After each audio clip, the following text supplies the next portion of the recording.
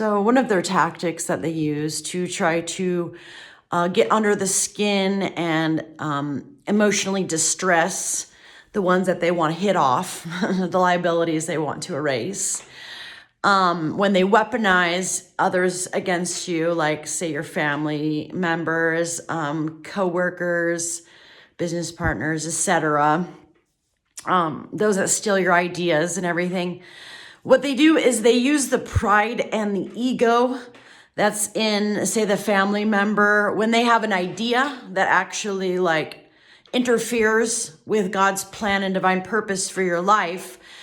Or when somebody say that was a business with you or, previously, or is using one of your ideas and your energy and your essence, your business savvy to actually get ahead in life, build their own empire at your expense.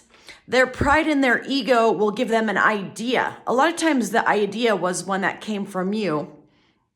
Or it's an idea that interferes with your life purpose being fulfilled, with your destiny being furthered. But their idea in their head, in their pride, and their ego is such a great idea. Even though it contradicts God's will, even though it contradicts God's purpose and God's plan, in their mind, it's such a brilliant idea that their pride and their ego is tied to it. Or if it's an idea they stole from you, say, you try to actually help them be acknowledged as an equal in business since you are equal, or maybe even a little more skilled, shall we say. They won't actually work with you concerning the idea, but then what they'll do is they will initiate it themselves with somebody that's less talented than you and take credit for the idea, and their pride and their ego will be associated with that idea. So, of course, it's their idea then. It's the best idea in the world. They're the greatest. They're wonderful business owners. You're nothing but dirt.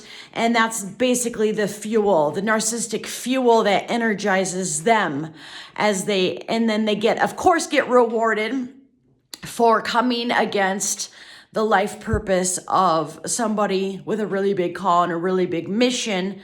And so it further supports the system. Everybody's happy. The little white picket fence religion is still worshiping the golden calf, and they're all still staying in line as workarounds. And, their power and control isn't being shut down by, somebody that is meant to actually shut it down. And so that's what they do. They use people's actual pride and ego to take these really bad ideas and think they're really good ideas in their head simply because they work against the purpose and the plan and the calling of a chosen one.